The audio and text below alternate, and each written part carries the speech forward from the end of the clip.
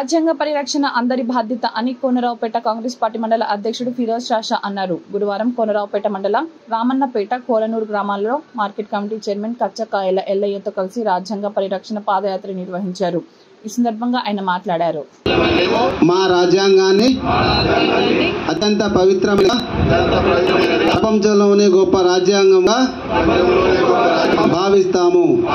మాకు సర్వభౌమత్వ, సామ్య, లౌకిక, ప్రజాస్వామ్య, గణతంత్ర రాజ్యాంగం నిర్మించుకోవడానికి సాంఘిక, ఆర్థిక, రాజకీయ న్యాయాన్ని, ఆలోచన, భావ ప్రకటనను, అంతస్తుల్లోనూ అవకాశాల్లోనూ సమానత్వం కల్పించడానికి కులమత, ప్రాంత, వర్ణ, లింగ, ధనిక, పేద లాంటి ఏ రకమైన భేదాలు లేకుండా అందరికీ సమాన హక్కులు, బాధ్యతలు రాజ్యాంగం కల్పించింది.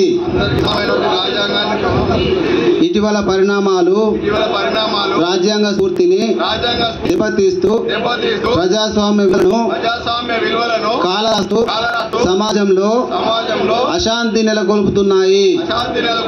విభేదాలు సృష్టిస్తూ రాజకీయ మనుగడ కోసం విద్వేషాలను రెచ్చగొడుతున్నాయి.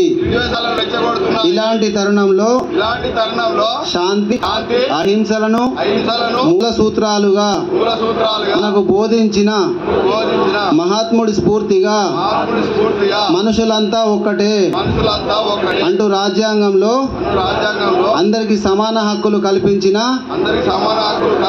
డాక్టర్ బాబాసాహెబ్ అంబేద్కర్ ఆశను అమలు చేస్తూ మన గొప్ప రాజ్యాంగాన్ని కాపాడుకోవడానికి చిత్తశుద్ధితో, అంకిత భావంతో ఆహర్నిశలు కృషి చేస్తానని ప్రమాణం చేస్తున్నాను. జై బాపు, జై భీమ్, జై సంవిధాన్, జై కాంగ్రెస్.